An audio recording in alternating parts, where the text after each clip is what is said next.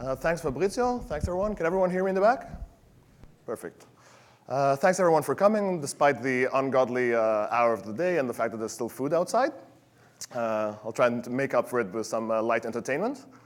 So, as Fabrizio said, my name is David. That random-looking assortment of letters is somehow pronounced Wajc. And during the next 20 minutes, I'd like to tell you about joint work with Ilan Cohen here on the left of the picture, and Binghui Peng on the right of the picture, and possibly somewhere in the audience, but definitely somewhere around the venue.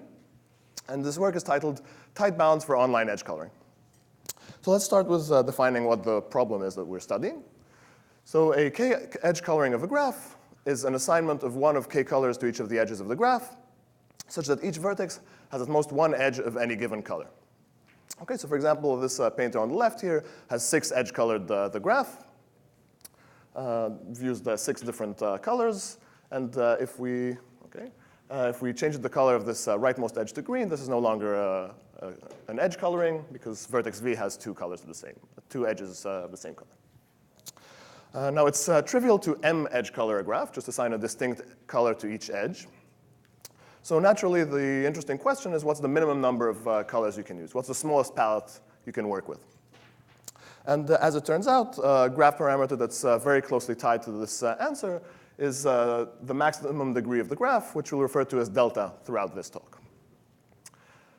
Quick first observation, you have max degree delta, you need at least delta colors to edge color the graph. In fact, in bipartite graphs, delta colors suffice. We even have nearly linear time algorithms to compute such a delta edge coloring. For general graphs, this is no longer the case. And actually, even determining if a particular general graph is delta edge colorable is NP hard due to a classic result of Hollier. Another classic result actually shows that basically we can approximate the number of colors needed to edge color a graph up to an additive 1 due to a classic result of Vissing, which says you can always delta plus 1 edge color a graph. And this proof and following proofs are algorithmic. So you're assuming the graphs are simple? I'm assuming the graphs are simple throughout the talk. Yes, thanks, Ilan. While on the topic of algorithms, let me point out another kind of straightforward algorithm, which is the greedy algorithm. It looks at edges in some arbitrary order. When you inspect an edge, you assign the lowest available color, the lowest color which is not used by either endpoint. If you think about this for more than 5 seconds, I'll let you think about this. You'll notice that this is a 2 delta minus 1 edge coloring algorithm. Proof by picture. When you look at the edge UV, U and V have both used at most delta minus 1 colors. So one of the first 2 delta minus 1 colors is still up for grabs. Cool. Good. So matching this 2 delta minus 1 bound, or even improving on it, has been studied in a lot of pretty much all your favorite computational models. But this being a session on online algorithms, of course, I'm not going to tell you about any of these models. So let me tell you about this problem in the edge coloring problem in an online setting. So the problem we study is the online bipartite matching problem, where the underlying input, which is unknown a priori, is a bipartite graph. One side of the nodes are known a priori. We call these the offline nodes. And the other side of the graph, also referred to as online nodes, show up one after another together with their edges. So this is the first online node. And an online algorithm has to decide immediately and irrevocably what colors to assign these edges. So maybe we'll assign these colors. Another node shows up, we'll assign these colors, and so on and so forth. Great. So how do we measure our algorithms? This being the first talk of the online algorithms session, I have the privilege of reminding you what competitive ratio is. So the way we're going to compare our algorithms is compare ourselves to the hindsight optimal. In particular, our measure of success is competitive ratio, which is nothing but the worst case ratio over all inputs of the number of colors used by the algorithm to the minimum number of colors you actually need to color the graph, which, as we said for bipartite graphs, is exactly delta. Okay, so just to make sure we're clear about the objective, the trivial greedy algorithm, which we saw earlier, which is obviously online, is basically too competitive, right? It uses 2 delta minus 1 colors, opt is delta. So what we were interested in for this project is to see whether or not we can outdo the greedy's 2x competitive ratio. Unfortunately, a work of Barnoy, Motwani, and Or, at least if you judge by the title, seems to indicate that this is not a great research question. Their work is titled "The Greedy Algorithm is Optimal for Online Edge Coloring." Yeah. Okay, maybe you can do something better and improve the little order of one terms or something, but actually they show something even stronger. No online algorithm can 2 delta minus 2 edge color a graph. So you can't even improve by 1 color. Okay, don't despair. If you really look at the lower bound of Barnoy et al., you'll notice that it requires an exponential number of vertices in the maximum degree. Okay, so flipping things around, this means that this only holds for max degree at most logarithmic in n. Well, in that case, I argue that you shouldn't be thinking about this as a 2x multiplicative lower bound, but rather as a plus log n additive lower bound. Okay, you can color with delta, and online you cannot color with less than delta plus log n. Well, in that case, the natural question is, what can you do if delta is asymptotically larger than log n? And this is so natural that Barnoy et al. Also asked this. And they, in fact, conjecture that there exists a 1 plus little order 1 competitive algorithm if delta is little omega of log n. Okay, so again, this is compatible with the lower bound we saw earlier. You need delta plus log n. Maybe if delta is little omega of log n, you get the 1 plus little order 1. Okay, what progress has been made on this conjecture over the years? Well, Agarwal et al. In Fox 03 showed that there is a 1 plus little order 1 competitive algorithm, indeed, but only if delta is little omega of n squared. So tying back to Yuval's question from earlier, this result only holds for multigraphs, right? Regular graphs, simple graphs will not have max degree greater than n. Okay, so the natural question is, can you still get something if delta is only little omega of log n? And answering this affirmatively, Bahmani et al. Showed that for delta equals little omega of log n, you can get some constant better than 2, but unfortunately bounded away from 1. Okay, so both of these results kind of fall short of the conjecture, either in the competitive ratio or in the requirement of the max degree. Let me also point out that both of these results also assumed stochastic arrival model. In particular, they assumed random order edge arrivals. Okay, and for this talk, we'll focus on adversarial arrivals in this bipartite model that we discussed earlier. All right, great. So without further ado, what are our results? So what we did in this work is fully characterize the power of online algorithms for the online edge coloring problem. In particular, in the interesting large delta regime, so delta little omega of log n. In particular, what we showed is a 1 plus little order 1 competitive algorithm for delta equals little omega of log n. So we resolved this conjecture of Barnoy et al. In the affirmative.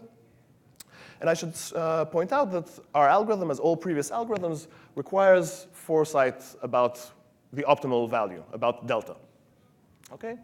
Now, you might think that this is not much of an assumption. Maybe you can guess and double and still get essentially 1 plus little order of 1. But as it turns out, this knowledge of delta is crucial to be able to get a 1 plus little order of 1 competitive ratio. And we show that if you do not know delta, you cannot get anything better than E over E minus 1 competitive ratio. Okay, so no knowledge of delta, you can basically get 1. Knowledge of delta, you can basically get 1 competitive ratio. No knowledge of delta, you go all the way up to 1.58-ish. On the other hand, we also give an algorithm which matches this bound up to little order of 1 terms. Okay, so there's this dichotomy between knowledge and no knowledge. If you know delta, 1 plus little order of 1 is doable, and actually we can also show that it's tight. And for unknown delta, E over E minus 1 is doable and is tight. Good.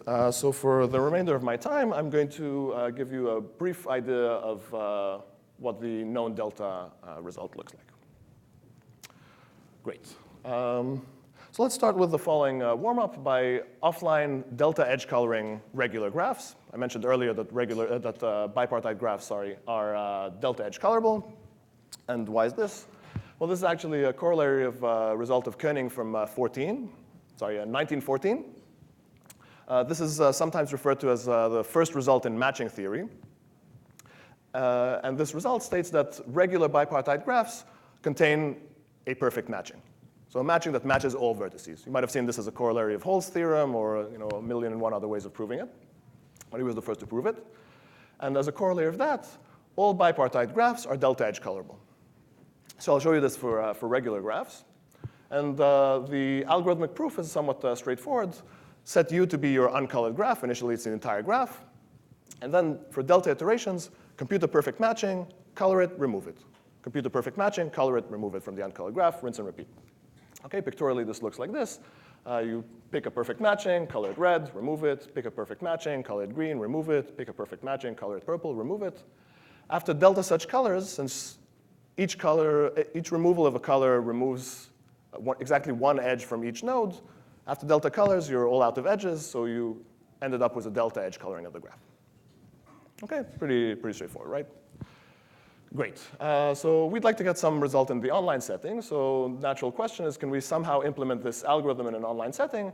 And unfortunately, due to work of mine with Ilan Cohen from SODA of last year, shows that this first step, compute the perfect matching in a regular graph, is a non-starter. It's impossible to do in an online setting.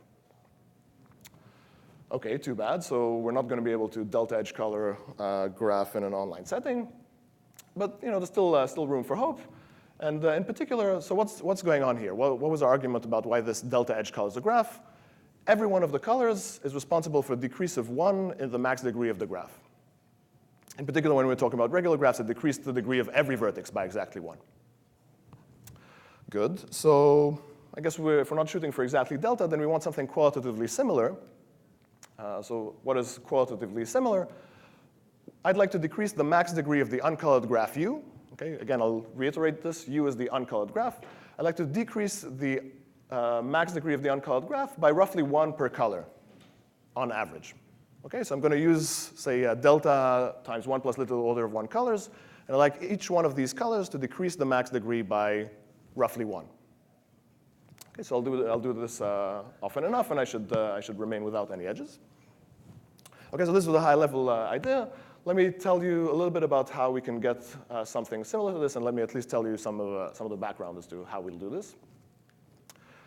So from the same aforementioned SODA 18 work, we borrow the following algorithm, which we refer to as marking D, which given an upper bound D on the maximum degree of the graph, will match each edge with probability roughly 1 over D.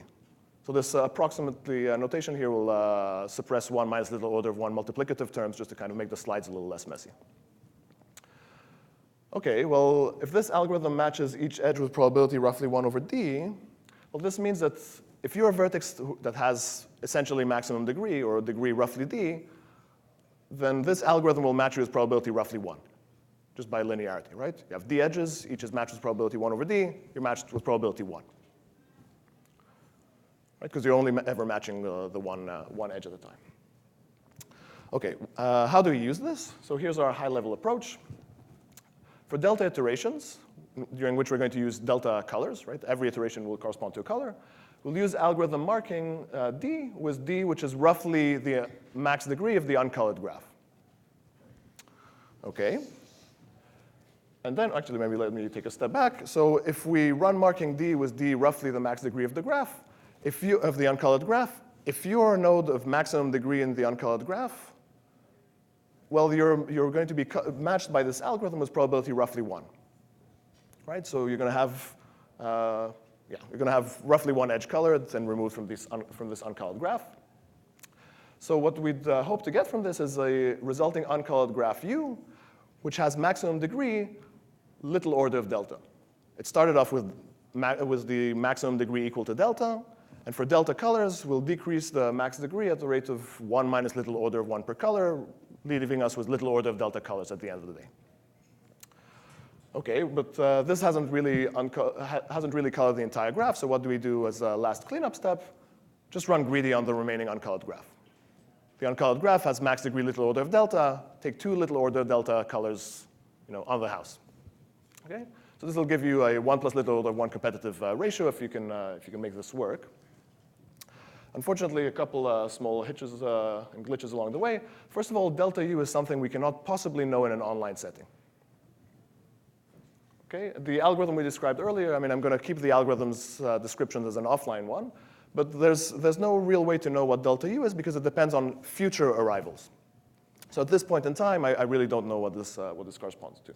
At the very beginning, I know that delta U, the max degree of the uncolored graph, is exactly delta.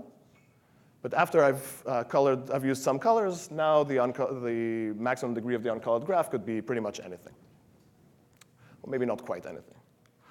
The second issue is what I argued earlier was basically nodes of degree delta in expectation will have degree little order of delta at the end of the day.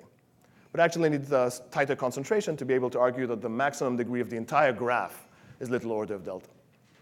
Okay, so two small issues, and we kind of get over both of them with some nice solution that fixes both simultaneously. And the idea is to, again, use delta colors with some choice of D, which hopefully will be close to delta U. And the way we'll update D, we'll just update it periodically. So we'll use the same D for, say, like root delta steps, root delta periods. And what this will guarantee is that, well, at the beginning of the period, we'll start with a good estimate. So at the very first period, our estimate is exactly the maximum degree, so that we're actually spot on. And throughout, what this guarantees is that every vertex will be matched with probability roughly 1, independently of what happened during that phase, which means that by simple concentration, each vertex will have their degree decrease at a rate of roughly 1 per color during the period. And so the max degree of the graph will decrease at the rate of roughly 1 per color with high probability. Okay, I feel like that was a little fast. Let me give you this in a little more detail, and hopefully it'll make a bit more sense. Okay, so our algorithm is as follows. Again, we start with an uncolored graph. Can I see the cursor? Okay, good. We start with an uncolored graph. D will initialize to be the maximum degree of the graph of the entire graph. Hopefully, this will be an upper bound on delta U throughout, on the uncolored graph's max degree. We break up our root delta coloring iterations into root delta periods of root delta iterations each. This is just some algebra to say we're using a new color. MC will be a matching computed by marking with this choice of D. We color this matching, remove it from the uncolored graph, rinse and repeat for root delta iterations. And at the end of these root delta iterations, we update D by decreasing it by roughly root delta.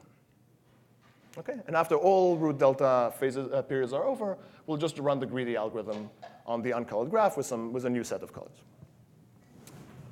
Okay, why does this work? Well, here's the key lemma.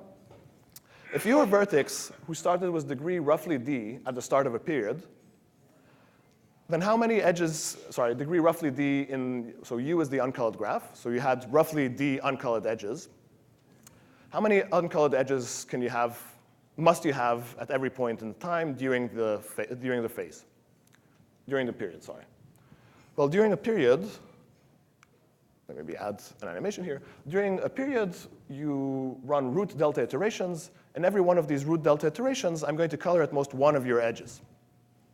So by the end at every point of the period, you definitely have degree at least what you had at the beginning, which we assumed was roughly D, minus root delta. And if D is large enough, this is still roughly D. Okay? So why is this useful? Well, remember that marking D matches each edge with probability roughly 1 over D.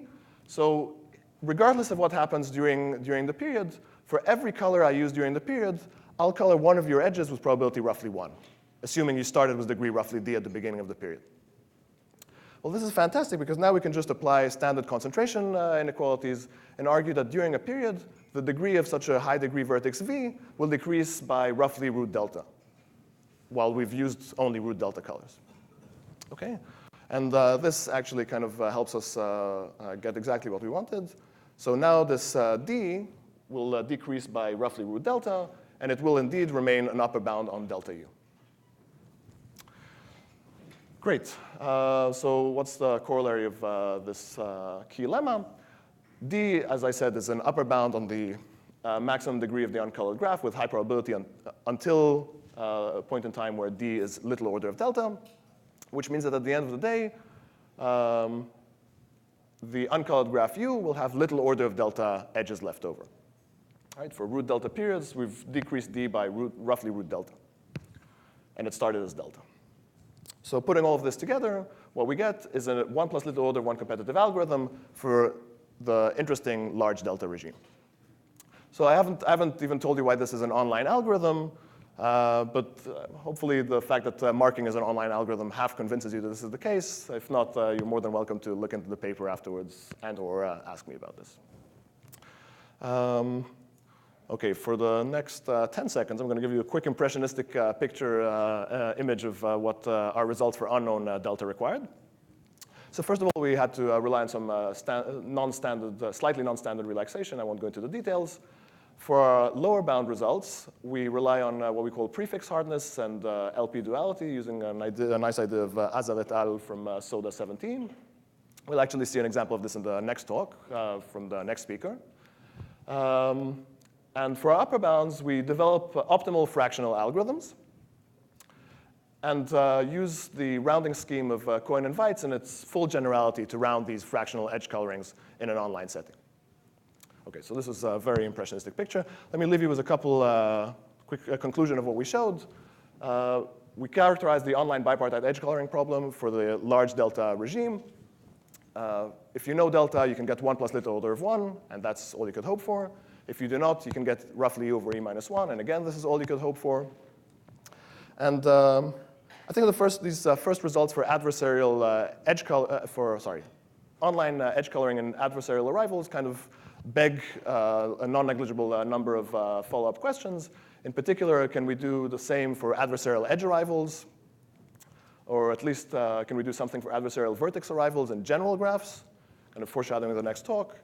So we already have some a fractional algorithm for general arrivals, but we don't quite know how to round it. And finally, can we get a deterministic algorithm that gets something non-trivial, something better than greedy? It's not even clear that we actually need randomness here. All right, so that's my time. I'll take questions. Thanks.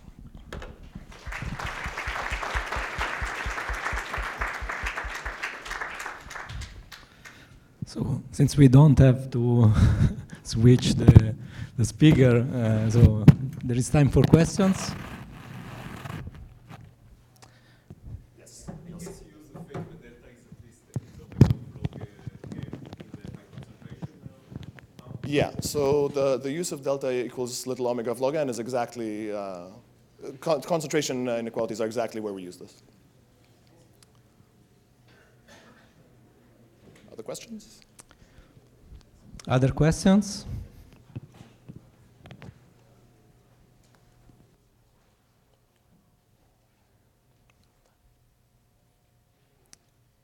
No? Okay, so let's thank the speaker again.